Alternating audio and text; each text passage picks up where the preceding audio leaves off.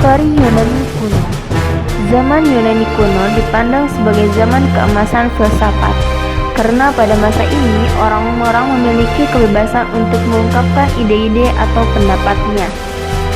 Filosof Yunani kuno meletakkan kategori-kategori filsafat yang menjadi asal mula metafisika. Metafisika merupakan bagian filsafat yang mempertanyakan bagaimana dunia ini dibuat dan apa yang menjadi substansi tertinggi dari semua realitas. Masa sejarah intelektual barat selalu dimulai dari Yunani klasik. Hal ini bukan berarti bahwa tidak ada satupun yang mempunyai pemikiran mendalam dibandingkan pemikir Yunani klasik. Bukan juga berarti bahwa filsafat India dan Cina klasik dan filsafat manapun berada pada posisi inferik. Para pemikir di masa Yunani kuno telah tertarik pada gejala-gejala kejiwaan, tetapi mereka belum dapat menerangkan gejala-gejala itu secara ilmiah. Filsafat Yunani sebenarnya tidak dimulai di Yunani atau yang seperti kita ketahui. Namun, ia bermula dari pantai barat Turki yang disebut Ionia. Di Ionia ada sebuah kota yang sangat kaya, yakni Miletus. Disitulah lahir seorang filosof keturunan bangsa Fenik yang bernama Thales. Thales lahir pada tahun 624 sampai 547 sebelum Masehi. Thales sering disebut bapak filsafat. Dia yakni bahwa jiwa dan supranatural lainnya tidak ada karena gejala sesuatu yang ada harus dapat diterangkan dengan gejala alam atau natural phenomenon. Dan ia percaya bahwa segala sesuatu yang ada itu berasal dari air.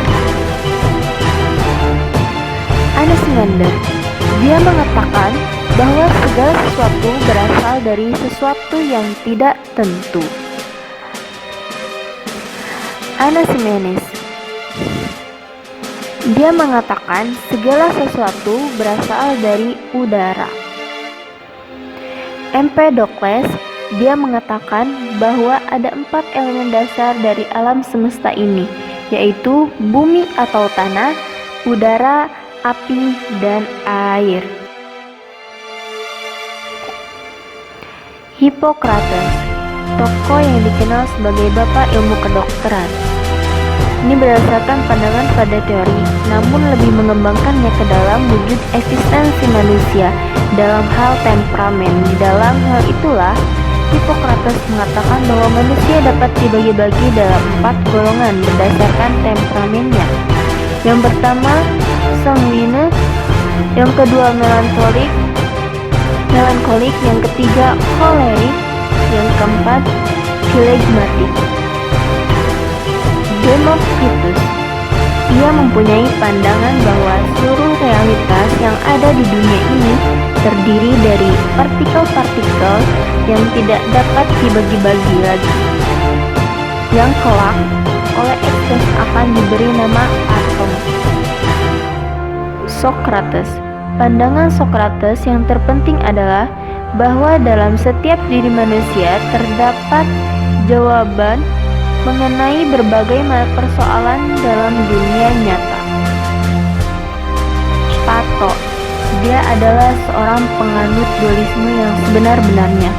Plato mengatakan bahwa dunia kejiwaan berisi ide-ide yang berdiri sendiri dan terlepas dari pengalaman hidup sehari-hari.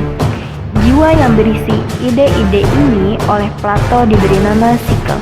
Menurut Plato, psike terdiri dari 3 bagian, yaitu yang pertama berpikir berpusat di otak dan disebut cognition. Yang kedua berkehendak berpusat di dada disebut rumination. Yang ketiga berkeinginan berpusat di perut dan disebut actement. Aristoteles adalah narrator yang kemudian terkenal oleh pemikiran-pemikirannya sendiri. Dia berbeda dari dirinya. Dia sering disebut sebagai bapak psikologi. Pandangan-pandangan dan teori-teori Aristoteles tentang psikologi dapat ditemui dalam bukunya yang dikenal The Anime, yang terdiri dari 48 jilid, namun sesungguhnya menyangkut ilmu hewan, komparatif atau perbandingan. Kesimpulannya adalah, masa Yunani adalah masa yang penting dalam peradaban manusia.